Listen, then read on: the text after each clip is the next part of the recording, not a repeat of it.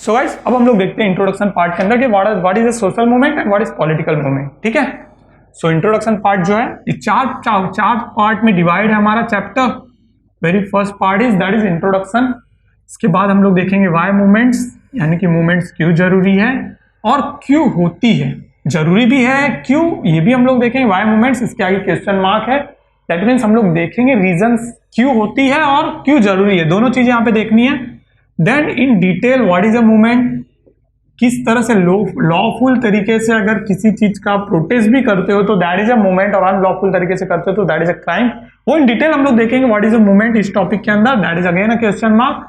सो अगर आपको क्वेश्चन आता है कि व्हाट इज अ मूवमेंट और एक्सप्लेन मूवमेंट्स, तो भी आप ये मूवमेंट के बारे में बता सकते हो। देन सोशल और पॉलिटिकल लेवल पे उसको किस तरह से अटैच करना है, so that will study in the introduction part only, right. And finally हम लोग देखेंगे important movements in India, that mean important movements takes place in India, right. So important movements in India, क्या क्या important ऐसे आंदोलन India में हुए हैं, that will study in this final topic. That is a very important topic, important movements in India, क्योंकि इसके ऊपर शॉर्ट नोट्स और क्वेश्चंस आने के चांसेस बहुत ज्यादा रहते हैं एग्जाम में। So that is a very important chapter also, और उसके अंदर सबसे इंपॉर्टेंट टॉपिक ये है जिसके अंदर अलग अलग मूवमेंट्स आएंगे जिन्हें इन डिटेल हम लोग स्टडी करेंगे। ठीक है, सो लास्ट चैप्टर जो हमने देखा था political parties, right. Political parties में हमने एक चीज देखी थी कि पॉलिटिकल पार्टीज जो है वो एक पर्टिकुलर आइडियोलॉजी पकड़ती है और उस आइडियोलॉजी के बेस पे एक अपना पॉलिटिकल एजेंडा बनाती है। अब जिस एजेंडा को उन्होंने पकड़ा है, दैट एजेंडा, उस एजेंडा के बेस पर क्या करते हैं वो लोग, अपने मूवमेंट्स चलाते हैं, राइट। और उन मूवमेंट के बेस पे वो लोग क्या करते हैं, पब्लिक सपोर्ट पाने की कोशिश करते हैं। पब्लिक सपोर्ट मिलेगा तो क्या होगा, पब्लिक सपोर्ट मिलेगा तो वोट्स मिलेंगे और वो लोग इन पावर में आएंगे, गवर्नमेंट में आएंगे। यहां तक ये पॉलिटिकल मूवमेंट है। अगर वो किसी पॉलिटिकल पावर को पाने के लिए कर रहा है, that is a political movement, political movement है।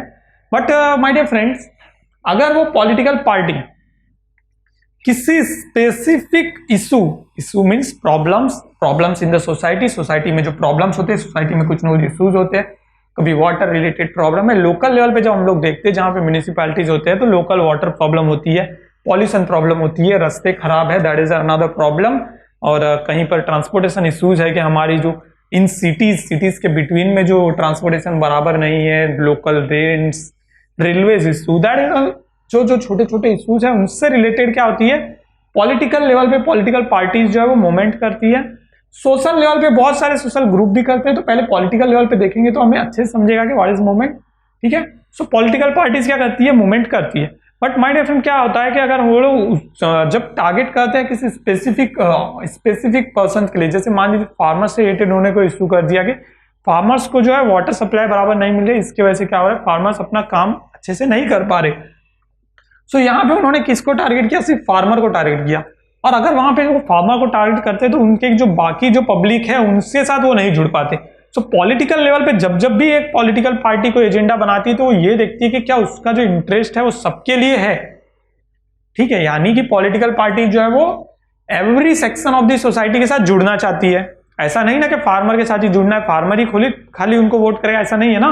पॉलिटिकल पार्टीज जब पॉलिटिकली कोई भी मूवमेंट कर रही है, सो उनका बेसिक एजेंडा क्या होता है, उनका बेसिक मोटो क्या होता है, जो हमने पढ़ा था लास्ट चैप्टर में, दैट इज पॉलिटिकल पावर पाना, यानी गवर्नमेंट एस्टेब्लिश करना और पॉलिटिकल पावर पाना। तो उसके लिए क्या वो किसी एक पर्टिकुलर पर्सन के लिए, तो इसलिए क्या होती है, पॉलिटिकल पार्टी जब भी कोई पॉलिटिकली मूवमेंट करती है तो उसमें क्या होते जाता है, वो एक इशू के ऊपर कभी भी स्टेबल नहीं रह पाते। वो क्या होता है, कंटिन्यूसली इशूज चेंज करते हैं, कंटिन्यूसली क्या होता है, अलग अलग पर्सन को वो लोग अपने साथ जोड़ना चाहते हैं। तो इनको क्या होता है कि इनको ज्यादा से ज्यादा लोगों के साथ जुड़ना होता है, तो इनके मूवमेंट जो है वो स्टेबल नहीं रह पाते। इसकी वजह से इनको फार्मर्स, बिजनेसमैन, फिर लेबरर्स, सबके साथ जुड़ना है, वुमेन्स हो गए, फिर चाइल्ड हो गए, यूथ जो कि सबसे बड़ा पावर है इंडिया का, उनके साथ भी जुड़ना है, साथ में सीनियर सिटीजन के साथ जुड़ना है, क्योंकि वोटिंग तो सीनियर सिटीजन से ज्यादा होगी। तो ये सारी चीजें ध्यान में रख के क्या होते हैं, पॉलिटिकल लेवल पे जो भी मूवमेंट होती है तो वो लोग किसी एक इशू पे ऊपर, किसी एक प्रॉब्लम के ऊपर स्टेबल नहीं रहते हैं, अनस्टेबल होकर अपने इश्यूज चेंज करते रहते हैं मोस्ट ऑफ द टाइम। और चेंज करने का रीजन यही है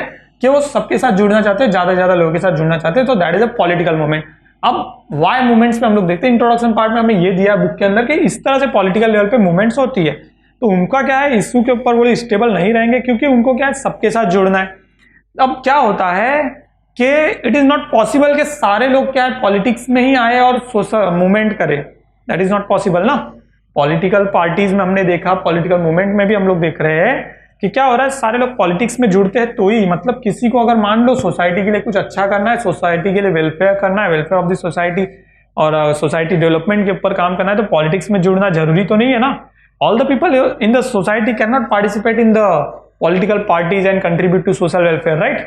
सो क्या करते हैं वो लोग, सोशली एक ग्रुप बनाते हैं एंड ग्रुप ऑफ पीपल किसी एक पर्टिकुलर प्रॉब्लम को क्या करते हैं, अपना एजेंडा बनाते हैं, और वो सोशल मतलब सोशल ग्रुप जो होता है, social group of the people, वो इस पर्टिकुलर इश्यू के ऊपर कंटिन्यूसली क्या करते हैं, कंप्लेंट्स करते हैं, गवर्नमेंट के साथ इंटरफेयर करते हैं, गवर्नमेंट से बात करते हैं, और बात करके क्या करते हैं, उस इश्यू को रिजॉल्व कराने की कोशिश करते हैं, and that is nothing but that is a social movement.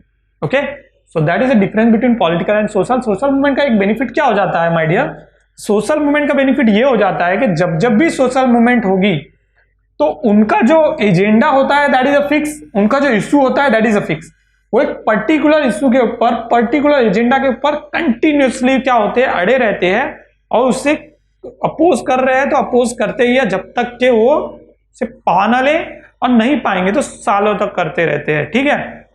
So that is a main power of the social movement. तो सोशल मूवमेंट क्या होता है, इसका सबसे बड़ा बेनिफिट यही है कि एक पर्टिकुलर इश्यू के ऊपर ज्यादा टाइम तक, लॉन्ग टर्म तक क्या करेंगे वो लोग, गवर्नमेंट से इंटरफेयर करेंगे, गवर्नमेंट से बात करेंगे, गवर्नमेंट से कम्युनिकेट करेंगे, और इसका गवर्नमेंट को भी बेनिफिट है क्योंकि गवर्नमेंट अगर उस रिलेटेड कोई भी पॉलिसीज बना रही है, कुछ भी चेंजेस कर रही है इन द लॉ, तो क्या करेंगे, सोशल मूवमेंट जो है उन्हें एक रास्ता बता दे कि हाँ यहाँ पर ये प्रॉब्लम है, वहां पर वो प्रॉब्लम है, तो हम लोग पॉलिसी बनाए तो इसको भी साथ में ले, और इस तरह से सोशल मूवमेंट का बेनिफिट ये होता है कि गवर्नमेंट को पता चलता है कि लोकल लेवल पे कहाँ कहाँ पे क्या क्या प्रॉब्लम्स हैं और उन प्रॉब्लम को कैसे क्लेरिफाई किया जा सके। सो इस तरह की जो ऑर्गेनाइज्ड एक्टिविटी होती है जहां पर ग्रुप ऑफ पीपल एक साथ आते हैं, एक साथ वर्क करते हैं किसी पर्टिकुलर इशू के ऊपर लॉन्ग टर्म तक, जब तक उस इशू को रिजॉल्व ना कर दे, so this type of organised activity is called a movement, that is a social movement. और अगर वो थोड़ा सा भी पॉलिटिकल लेवल पे चले जाता है, जहां पर पॉलिटिकल पार्टीज का इन्वॉल्वमेंट आ जाता है, पॉलिटिकल पार्टीज सपोर्ट में आ जाती है, सो दैट मूवमेंट जो कि सोशल से फिर पॉलिटिकल लेवल पे चले जाता है, और जब जब भी मूवमेंट सोशल से पॉलिटिकल लेवल पे जाता है, so most of the chances हो जाते हैं कि वो मूवमेंट जो है वो बिखर जाता है, सो वो अकम्प्लिश नहीं हो पाता, उस मूवमेंट का जो मेन मोटो होता है वो अकम्प्लिश नहीं हो पाता, ऑब्जेक्टिव जो है अकम्प्लिश नहीं हो पाता। So that is the difference between social and political movement, जो दोनों के बीच का डिफरेंस है। एंड वाई मूवमेंट्स में भी हमने देखा कि मूवमेंट्स क्यों जरूरी है। अभी गाइस हमने देखा मूवमेंट्स क्यों जरूरी है, अब मूवमेंट्स होती क्यों है, दैट मैंने बोला ना, इसके अंदर दो टॉपिक है, वाई मूवमेंट्स में, why movements taking place in the democracy, democracy में मूवमेंट्स होती क्यों है, और मूवमेंट्स जरूरी क्यों है। तो जरूरी क्यों है मैंने आपको बता दिया कि इसलिए जरूरी है कि सोशल इश्यूज जो है वो गवर्नमेंट तक पहुंचते रहे, क्या क्या प्रॉब्लम है सिटीजन्स के पास वो क्या है गवर्नमेंट तक पहुंचते रहे, through the media, through the TV channels, through the news channels, right, उसके थ्रू पहुंचती है। अब ये जरूरी क्यों है, तो that is it's the part of democracy, movements is the part of democracy. Indian democracy जो है वो citizen based, people based democracy है, जहां पर सारे के सारे राइट्स किसके पास है, सिटीजन्स के पास है। सिटीजन्स अपने जो है रिप्रेजेंटेटिव को भेजते हैं अकॉर्डिंग टू इलेक्शन, ठीक है, जो हमने इन डिटेल देखा है लास्ट फ्यू चैप्टर्स में, राइट। सो जब जब भी इस तरह के मूवमेंट्स हो रहे हैं तो डेमोक्रेसी के अंदर क्या है, फंडामेंटल राइट्स मिले हुए हैं सारे सिटीजन्स को, जो मैंने आपको इन डिटेल बताया था, right to choose, right to heard, right to be inform and right to information, RTI act 2005, right to education act, ये सारे जो एक्ट बने उसमें एक एक्ट है that is very important act that play very important role in the democracy, that is right to protest. Indian democracy, Indian constitution, Indian democracy, Indian constitution क्या है, सारे citizens को एक right देता है, that is right to protest. कोई भी चीज कहीं भी हमें गलत लगती है, we as a Indian citizen we have a right to protest against them. But protest जो है वो वायलेंस नहीं, नॉन वायलेंस होना चाहिए, क्योंकि इंडिया में आज जब प्रोटेस्ट की बात आती है, जब जब भी प्रोटेस्ट की बात आती है, जब जब भी कोई मूवमेंट की बात आती है, तो सबसे पहले ही लोग उसे वायलेंस समझ लेते हैं। बट इंडियन डेमोक्रेसी जो है वो नॉन वायलेंस को सपोर्ट करती है। जब जब भी वो वायलेंस लेवल पे होता है दैट इज अ क्राइम, जहां पर दंगे हो जाते हैं, कोई गाड़ी जला देता है, कोई किसी की गाड़ी फोड़ डालता है, that is not a movement, that is a crime. और क्राइम जो है वो पनिशेबल है as per the Indian penal code, IPC के अलग अलग आर्टिकल्स जो है उसके अकॉर्डिंग वो पनिशेबल है। So that is not a movement. Movement जो है वो कैसे होना चाहिए, पेशेंसली होना चाहिए। पेशेंसली आप किसी चीज के लिए मूवमेंट करिए, आप रास्ता रोको, आंदोलन करिए, आप रास्ता रोक सकते हो क्योंकि आप किसी को हार्म नहीं कर रहे हो। जब तक आप किसी को हार्म नहीं कर रहे हो, that movement is good, that movement is सही, वो मूवमेंट सही है अकॉर्डिंग टू इंडियन कॉन्स्टिट्यूशन। जब भी किसी को आप हार्म कर रहे हो, एज पर द वायलेंस कर रहे हो, वो बहुत गलत है।